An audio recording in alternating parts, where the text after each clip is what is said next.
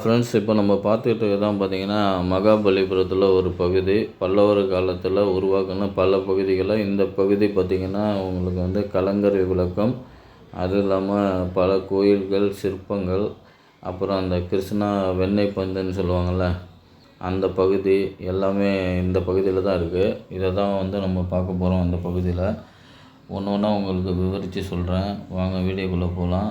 இப்போ நம்ம போகிற பகுதி பார்த்திங்கன்னா உங்களுக்கு வந்து ஒரு பெரிய குன்று தான் வந்து பாதை மாதிரி அமைச்சு படிக்கல்லாம் போட்டு அந்த குன்று மேலே ஏறி அடுத்தடுத்த ஒன்று ஒன்றா பார்க்குற மாதிரி உங்களுக்கு வந்து கொடுத்துருக்காங்க.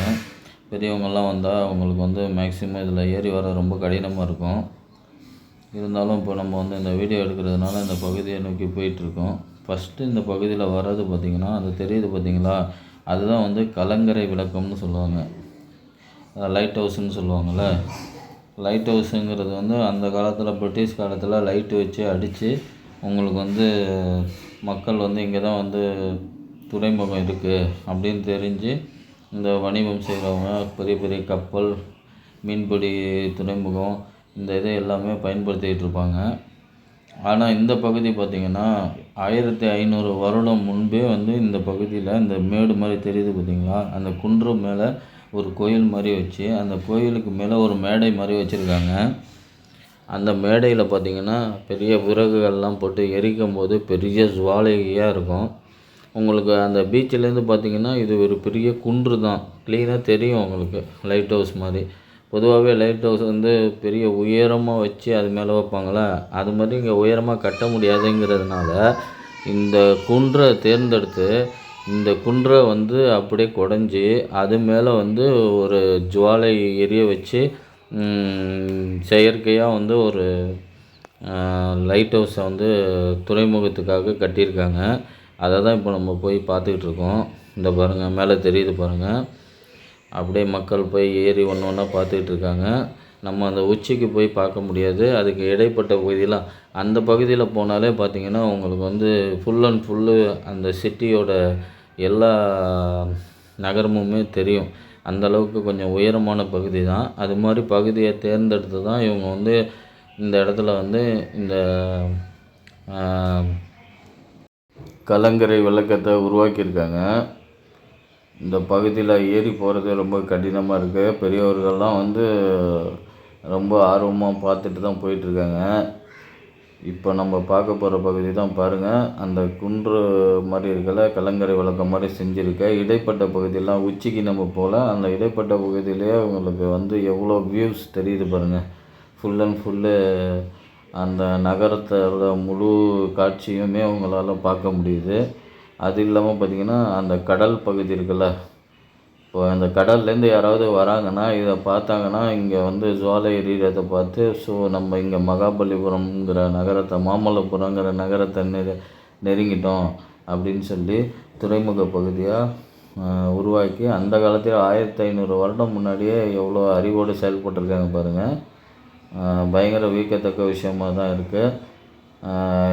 இந்த துறைமுகத்தை தான் வந்து சைனா மற்றும் பல பகுதிகளில் இந்த பல்லவர் காலத்தில் பார்த்திங்கன்னா காஞ்சிபுரத்தில் வந்து வாணிபம் செய்கிறதுக்காக பட்டு இந்த மாதிரியெல்லாம் பல விஷயங்களை வந்து பண்டமாற்று முறையில் பயன்படுத்திக்கிறதுக்காக முதல்ல பூம்புகாருங்கிறது சோழர்கள் காலத்தில் உருவாக்கப்பட்டது. அதுக்கு முன்னாடியே இந்த பகுதியை வந்து யூஸ் பண்ணியிருக்காங்க. இந்த பாருங்கள், அந்த குன்றுக்கு கீழே பாருங்கள், அது ஒரு பெரிய பாறை குன்று. அதுக்கு கீழே பாருங்கள் ஃபுல்லாக வந்து ஒரு மண்டபம் மாதிரி வடிவமைச்சிருக்காங்க. அதுக்கு தூணெல்லாம் வச்சு பார்த்துக்கோங்க. இங்கே வந்து மக்கள் சப்போஸ் ஒரு மழை காலத்துலேயோ மற்ற நேரங்களிலே தான் வந்து அடைக்கலமாக இருக்கலாம். வெயிலுக்கோ மழைக்கோ வந்து உங்களுக்கு வந்து ஏற்ற மாதிரி இந்த இடத்த உருவாக்கியிருக்காங்க பாருங்கள்.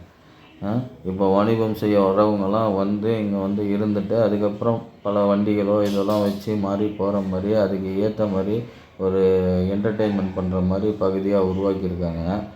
இப்போ நம்ம போகிற பகுதி தான் பார்த்திங்கன்னா பிரிட்டிஷ் காலத்து கலங்கரை விளக்கம், லைட் ஹவுஸ்ன்னு சொல்லுவாங்க.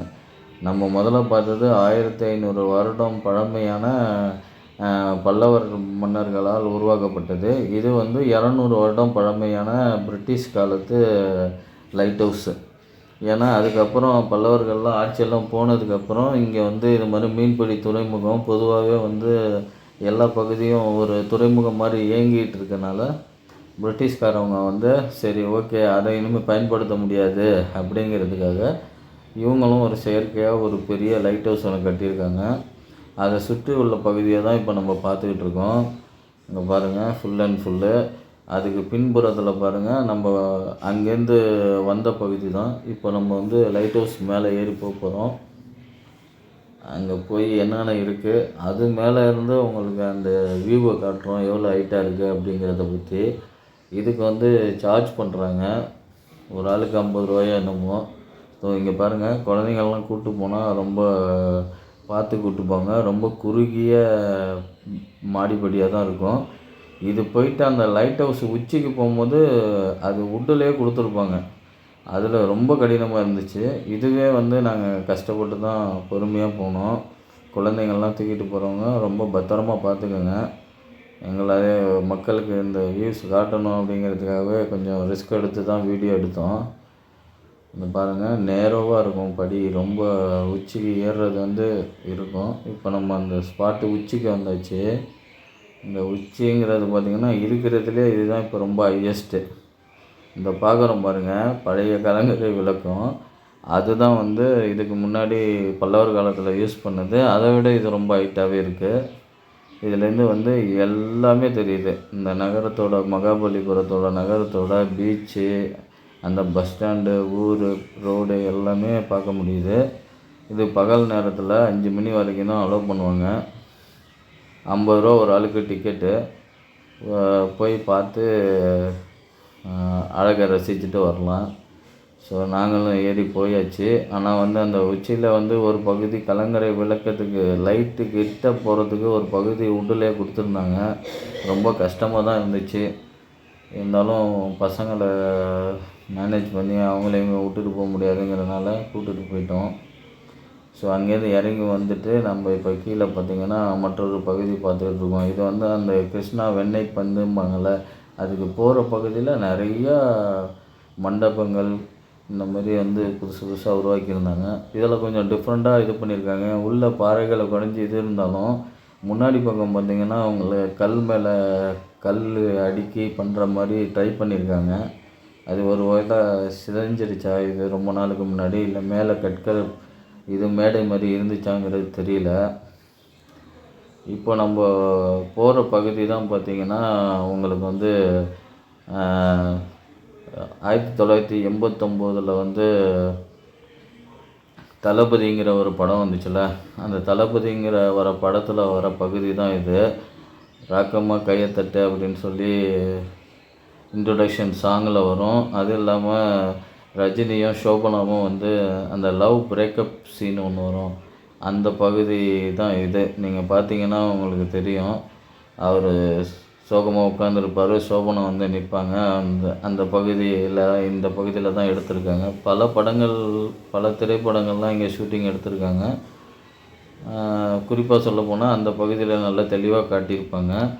ராயக்கோயில்னு பேர், அந்த பகுதி தான் இது. ஸோ அதையும் நாங்கள் பார்த்து ரசிச்சுட்டு அப்படியே அந்த பக்கமாக வெளிப்பக்கமாக வந்தோம்.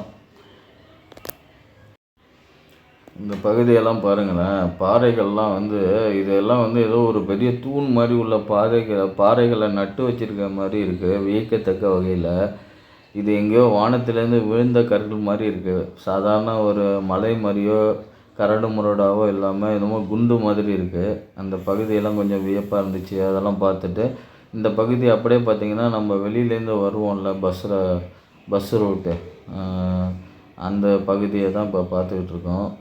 இந்த பாறைக்கு கீழேயுமே பார்த்திங்கன்னா பெரிய சிற்பமெல்லாம் அங்கே பண்ணி வச்சுருக்காங்க. அதை கீழே போய் உங்களுக்கு காட்டுறோம்.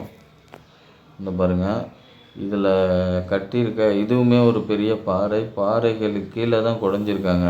அந்த குடஞ்சிருக்க பாறையே பாருங்கள், உள்ள ஒன்றுமே ஒரு பெரிய காவியத்தையோ ஏதோ ஒரு கதையையோ வெளிப்படுத்துகிற மாதிரி தான் அவங்க வந்து ஓவியங்களாக படைச்சிருக்காங்க. அந்த ஓவியங்களில் பார்த்திங்கன்னா ஒன்றுக்கு ஒன்று வித்தியாசமாக தான் இருக்கும். பல கதைகள் கொண்ட சிற்பங்களாக தான் நம்மளால் பார்க்க முடியுது. இந்த பாருங்கள், அந்த ராஜா மாதிரி ஒருத்தர் இருக்கார், அவரை சுற்றி ஆட்கள் இருக்காங்க. ஸோ அவங்க வந்து ஏதோ ஒரு கதையை நரேட் பண்ணுறதுக்கு தான் அவங்க வந்து இந்த மாதிரி வந்து கடத்தியிருக்காங்க. அப்படி சிற்பங்கள் மூலயமா சொல்ல ட்ரை பண்ணுறாங்க அப்படின்னு தான் புரிஞ்சிக்க முடியுது. பாருங்கள், எங்கள் பையன் போயிட்டு அதில் உள்ள சிலையை பார்த்து அதே மாதிரி போஸ் கொடுக்க வந்துட்டார். எங்களுக்கும் அங்கே உள்ளே போனோன்னே அதே மாதிரியான ஒரு ஃபீல் வர ஆரம்பிச்சிருச்சு. ஸோ இப்படியெல்லாம் வடிவமைச்சிருக்காங்க, இப்படியெல்லாம் இருந்திருக்காங்கன்ட்டு. ஸோ நாங்களும் ஒரு ஸ்டைலாக போஸ் கொடுத்து நிற்க ட்ரை பண்ணோம். ஸோ அதை முடிச்சுட்டு அப்படியே நம்ம வந்துக்கிட்டு இருந்தோம்னா, இந்த பகுதியில் ஒரு கோயில் தெரியுது பாருங்கள். அந்த கோயில் வந்து உங்களுக்கு வந்து பிள்ளையார் கோயில் மாதிரி வடிவமைச்சிருக்காங்க. அந்த கோயிலில் இன்னமும் பூஜாரி வந்து பூஜை செஞ்சிகிட்ருக்காரு. இது வரைக்கும் நம்ம பார்த்த பகுதியில் எங்கேயுமே வந்து சாமி வழிபாடு இல்லை, தெய்வ வழிபாடு. இந்த பகுதியில் மட்டும் ஒரு பிள்ளையார் கோயிலுக்கு தனியாக ஒரு பூஜாரி இருக்கார். ஸோ நாங்கள் அங்கே சாமி கும்பிட்டுட்டு அப்படியே இந்த கிருஷ்ணா பட்டர் பால் அப்படின்னு சொல்லுவாங்கள்ல, அந்த பகுதிக்கு வந்துட்டோம். இந்த பகுதியை அந்த காலத்தில் என்ன சொல்லுவாங்கன்னா, வான் இறை கல் அப்படிம்பாங்க. வானத்துலேருந்து வந்த இறைவனோட கல் அப்படின்னு சொல்லி விவரிக்கிறாங்க. இந்த பகுதி வந்து ரெண்டுமே தனித்தனியாக உள்ள ஒரு பாறை மேலே இருக்கிற ஒரு வட்ட வடிவ கல் தான் இது. இந்த கல்லை வந்து பல பகுதியில் பல காலகட்டத்தில் பல மன்னர்கள் வந்து இது இப்படி இருந்தால் மக்கள் மேலே உருண்டு விழுந்து பாதிப்பை ஏற்படுத்திடும் அப்படின்னு சொல்லி 5 யானைகள் கட்டி அந்த பாறையை வந்து கீழே இழுத்து தள்ளலான்னு சொல்லி முயற்சி பண்ணி பார்த்துருக்காங்க. ஆனால் அதில் ஒரு அங்குலம் கூட நகர்த்த முடியாதனால அந்த முயற்சி தோல்வியுற்று பல வருடங்களாக பல ஆண்டு காலமாக இந்த பகுதியில் இந்த கல் இப்படியே இருக்கிறது வந்து ஒரு பெரிய உலக அதிசயம்தான். இதை வந்து மக்கள் வியந்து பார்த்துக்கிட்டோம், அந்த பாறைக்கு அடியில் விளையாண்டுக்கிட்டோம், என்ஜாய் பண்ணிகிட்ருக்காங்க. இந்த பாருங்கள், அந்த பகுதியை எப்படி பாறை மேலே சாய்ந்த மீனுக்கு இருக்குது. இப்போ நம்ம பார்த்துக்கிட்டு இருக்க பகுதி பார்த்திங்கன்னா நிறையா திரைப்படங்கள்லாம் வந்திருக்கு. இந்த விஜய் சேதுபதி கூட மேலே கூட வச்சுன்னு ஒரு பாட்டு எடுத்திருப்பார்ல, அந்த பாட்டெல்லாமே வந்து இங்கே தான் சில பகுதிகள் வந்து காட்சிப்படுத்தினாங்க. இந்த பாருங்கள், 2 கூழாங்கல்ல சாய்ச்சி வச்ச மாதிரி உங்களுக்கு எவ்வளோ அழகாக பெரிய பாறைகள் இருக்குது பாருங்கள். அதை பார்க்கும்போதே ஒரு வியப்பாக இருக்குது. இந்த பகுதியெல்லாம் பாருங்கள், பூங்கா மாதிரி அமைச்சிருக்காங்க, புல் தரைகள். ஸோ மக்கள் வந்து அந்த காலத்துலேயே வந்து இந்த பகுதிக்கு வந்து சாமி கும்பிட்டுட்டு அந்த 5 ரத்தாஸை பார்த்துட்டு அதுக்கப்புறம் வந்து இதெல்லாம் என்டர்டைன்மெண்ட் பண்ணுறதுக்காக வடிவமைச்சிருக்காங்க பாருங்கள். நம்ம காலத்தில் பார்க்கு பீச்சு போகிற மாதிரி அந்த காலத்தில் இந்த மாதிரிலாம் உருவாக்கி மக்களுக்கு வந்து ஒரு புதுமையை ஏற்படுத்தியிருக்காங்க. இப்போ நம்ம பார்க்க போகிற பகுதி இங்கே பாருங்கள், முப்பெரும் தெய்விகள் மாதிரி 3 தெய்வங்கள் இருக்கிற மாதிரி ஒரு பகுதியை உருவாக்கியிருக்காங்க.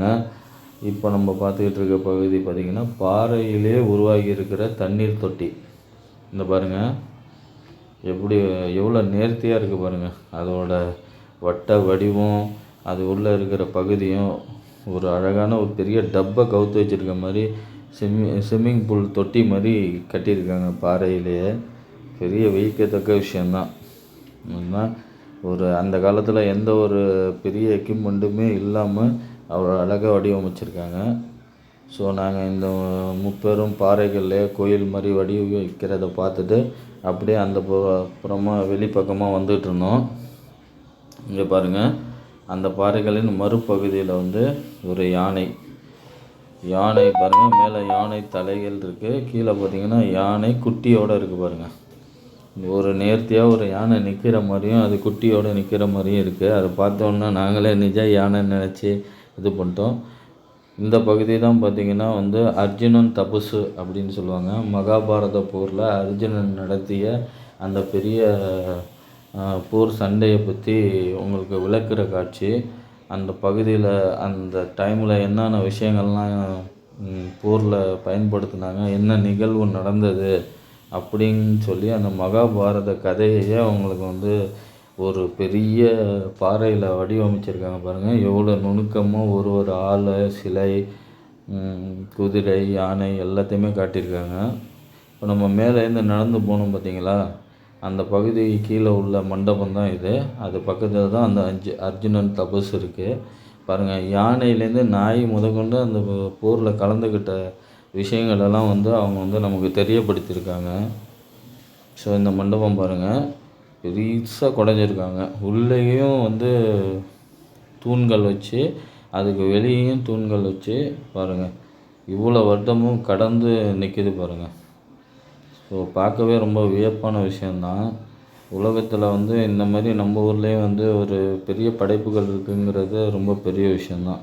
அடுத்ததாக நம்ம பார்க்க போகிற பகுதி, இறுதியாக இந்த பகுதியை தான் பார்க்க போகிறோம். இந்த பகுதி வந்து ரொம்ப சுவாரஸ்யமானது. காரணம் என்ன, ஆதிகால மனிதன் வந்து எப்படியெல்லாம் வந்து தன்னோட வாழ்வியலை வாழ்ந்தான் அப்படிங்கிறத வந்து இங்கே காட்சிப்படுத்தியிருக்காங்க. அங்கே பாருங்கள், பல வகையான மாடுகளை வந்து காட்சிப்படுத்தி இது பண்ணியிருக்காங்க. சிற்பம் மூலயமா செதுக்கி காமிக்கிறாங்க. அங்கே பாருங்கள், ராஜாக்கள், அந்த கூலி ஆட்கள் மாதிரி, பல வகையான பெண்கள், தண்ணி குடம் சுமக்கிற மாதிரி. ஸோ எல்லாத்தையுமே வந்து அவங்க வந்து நம்மளுக்கு வந்து நாங்கள் எப்படி வாழ்ந்தோம், எப்படி இருந்தோம், அப்படி ஆதிகால தமிழர்களோட வாழ்வியலை வந்து நமக்கு தெரிவிக்கிறாங்க. அங்கே பாருங்கள், ஒரு பெரிய மாடு வச்சு பால் கறப்பார். அது பக்கத்துலேயே ஒரு காளை மாடு இருக்கும். அந்த கன்று குட்டியோடு இருக்குது பாருங்கள், எப்படி பால் கறக்கிறது. ஸோ எல்லாத்தையுமே நமக்கு வந்து அந்த வாழ்வியலை தெரியப்படுத்தி கடத்திருக்காங்க. அங்கே பாருங்கள், பெரிய காளை மாடு, அது பக்கத்தில் உள்ள ஒரு குட்டி கன்றுக்குட்டி, நாய். ஸோ இதெல்லாம் பார்க்கும்போது பயங்கர வியப்பாக இருக்குது. இங்கே கல்வெட்டு மாதிரி எதுவும் இல்லைனாலும் இந்த பகுதியெல்லாம் ரொம்ப சிறப்பாக அமைச்சிருக்காங்க பாருங்கள்.